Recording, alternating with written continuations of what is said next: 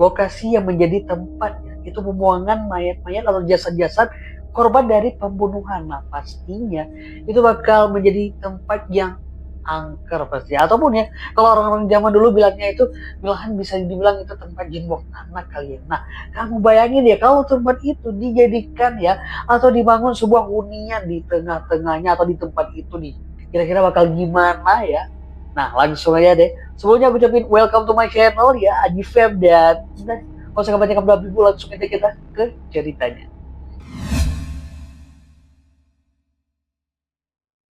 Jadi nih Feb, kalau kamu ya mendengar kata-kata kota Surabaya, pasti ya kamu terbayang ya sebuah kota yang ramai, seru, asik pastinya.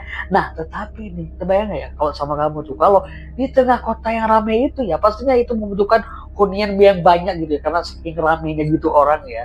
Tetapi nih, ada sebuah apartemen di sana dan nggak main-main. Ini apartemen mewah yang kosong nih. Nah, menurut informasi ya kalau nggak salah aku, apartemen ini dibangun di daerah persawahan gitu ya, dan itu dibangunnya di sekitar tahun 1994 nih. Tetapi pertanyaannya, kenapa apartemen dengan 5 tower ini bisa kosong? Kira-kira kenapa ya? Well, fam, semua orang ada masanya ya, dan semua masa ada orangnya. Nah, di mana nih ya pada masa itu nih si apartemen ini merupakan salah satu apartemen yang paling elit ya, salah satu apartemen yang elit maksud aku, karena dia memiliki fasilitas yang pada saat itu ya itu cuma ada atau bisa dinikmati oleh kalangan-kalangan elit gitu ya, di mana di apartemen ini ada fasilitas sauna ya kan, kolam renang yang luas ya, ada fasilitas gym juga buat olahraga. Pokoknya ini adalah fasilitas-fasilitas yang cuma bisa dinikmati ya sama orang-orang tertentu aja, dan ini ada di apartemen di situ ya.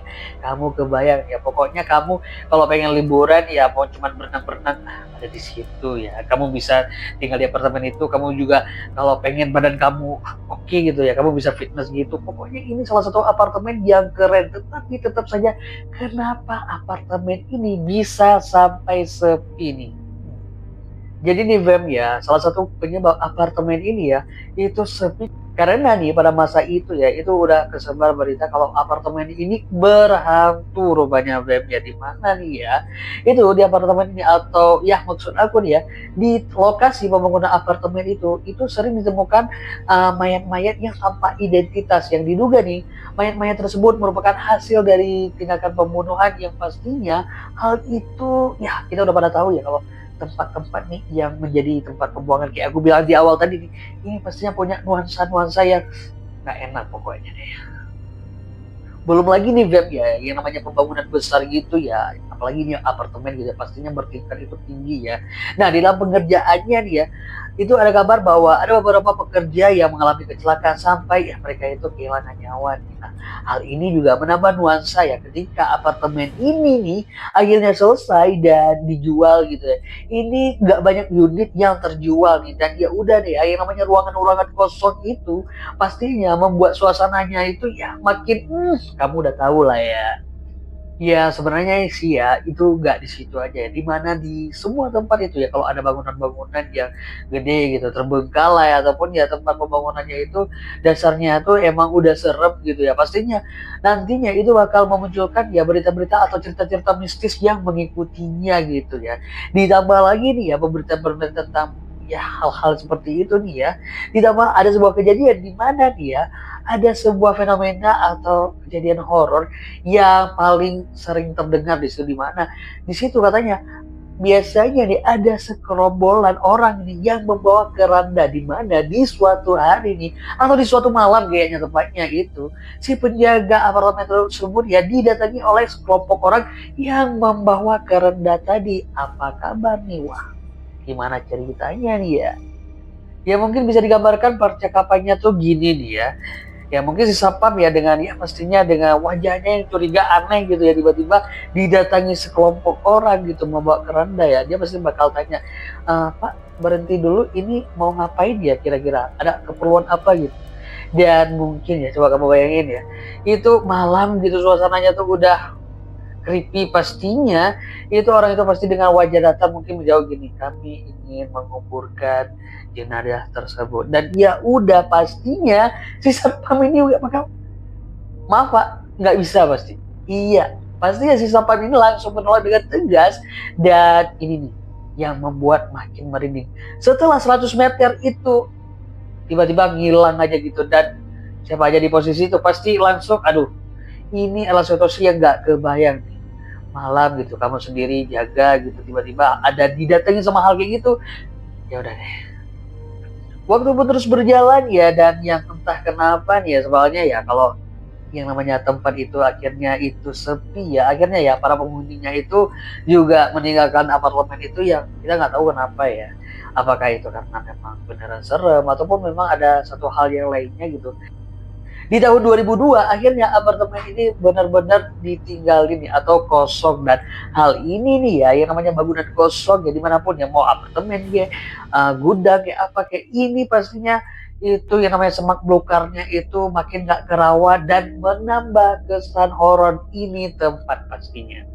So, jadi di film lanjut ya, itu tempat ya, itu juga setelah ditinggalin gitu ya, itu tempat makin gak kurus pastinya, ya udah pastilah ya, itu makin ya kelihatannya makin serem gitu ya. Dan beredar juga nih cerita-cerita kalau di situ ya ada sebuah sosok ya, itu tinggi besar hitam ya, yang itu berada di belakang pohon yang ada di belakang apartemen itu, di belakang pohon besar. Nah, sosok ini tuh dikait-kaitkan sebagai penjaga dari tempat kosong tersebut nih, atau ya tempat itu nih. Selain yang sosok yang tinggi besar itu ya, kalau ngomong sosok nih ya, emang filmnya ini udah beda ya. Itu warga sekitar juga katanya nih pernah melihat atau sering melihat penampakan sosok nih, di mana ada sebuah sosok ya, itu ya yang mungkin ya sering dianggap itu ya Mbak Kunti gitu ya, di mana sosok itu ya rambutnya panjang gitu, baju putih lusuh gitu, yang sering berada di jendela apartemen gitu ya. Mereka atau warga-warga sekitar itu menyebutnya sebagai Miss K ini, dan ini menambah suasana creepy atau suasana horor di tempat itu nih. Ada juga nih Fem, berita tentang penemuan kayak jimat gitu ya, yang ditemukan di wilayah tersebut. Jimat itu dipercaya bisa ya memiliki, pastinya yang namanya jimat itu pasti mempunyai kelebihan tersendiri nih Fem. Yang jelas ini tempat akhirnya menjadi sebuah tempat yang ya nuansa mistisnya itu berasa gitu. Dan jika Fem, kalau kamu merasa kalau kejadian dia yang mistis itu, horor itu cuma terjadi ya di dalam apartemen, dan kayaknya nih udah lama ya kamu pengen kesana, jangan Fem. Karena nih Fem ya, kejadian-kejadian aneh yang menurut para warga itu masih sering terjadi ya, itu di sekitaran wilayah apartemen tersebut nih. Yang paling anehnya itu sekitar, pokoknya asal jam 1 malam ya, kalau ada yang ngelintas lewat situ itu pasti bannya bocor. Entah bocor kah atau sampai pecah ban nih. Dan ini sih Feb ya masih menjadi tanda tanya, kok bisa gitu sampai sekarang hal ini terjadi nih Feb. And itu dia Feb ya, salah satu cerita kisah nyata yang kayaknya nih ya, kayaknya ini bakal jadi salah satu cerita ya, itu diangkat menjadi salah satu film di judulnya itu yang bakal tayang Pangonan Wingi. Tapi nih Feb ya, aku nggak tahu nih apakah itu ceritanya bakal benar-benar sama kah, atau kemungkinan ada kemiripan. Nah ini nih ya, sebuah cerita nih ya yang diangkat di film. Kalau itu cerita dari kisah nyata, ini pastinya punya sensasi yang berbeda nih pas kamu nontonnya, apalagi kalau kamu udah tahu ceritanya nih. Tapi dibuat kamu nih ya mungkin nih ada yang tahu nih tentang cerita tersebut ya, kira-kira ini cerita beneran atau enggak nih, coba nih kamu langsung aja di komen di bawah. Ataupun buat kamu nih yang mungkin ya nggak terlalu dengan percaya dengan hal-hal yang ya seperti itu, mungkin menurut kamu ada alasan lainnya nih, seperti ya kejadian-kejadian aneh yang terjadi itu ya, itu bisa juga nih kamu komen nih, kira-kira nih kalau menurut kamu ini sebenarnya nih bisa dilogis atau bisa dilogikkan nih, atau ada hal-hal yang membuat kamu ini sih gini nih. Coba deh kamu komen di bawah deh ya. Jangan lupa Fem ya, kamu nonton filmnya dan nantinya nih kamu komen di sini, kayaknya Bang nih ceritanya nih sama gitu, Bang ini beda gitu. Ya udah deh ya, pokoknya kamu komen aja di bawah, dan aku minta maaf nih ya kalau ada kesalahan-kesalahan kata dan kesalahan-kesalahan yang lainnya, aku minta maaf nih ya. Sampai jumpa lagi di video-video aku yang lainnya dan aku minta bantuan kamu ya buat dukung aku deh, biar aku makin semangat kita buat like, comment, dan subscribe, karena ya kedepannya aku bakal terus bikin video-video kayak gini nih ya, buat nemenin waktu luang kamu nih. Then, because you my family, I call you my fam. Bye bye.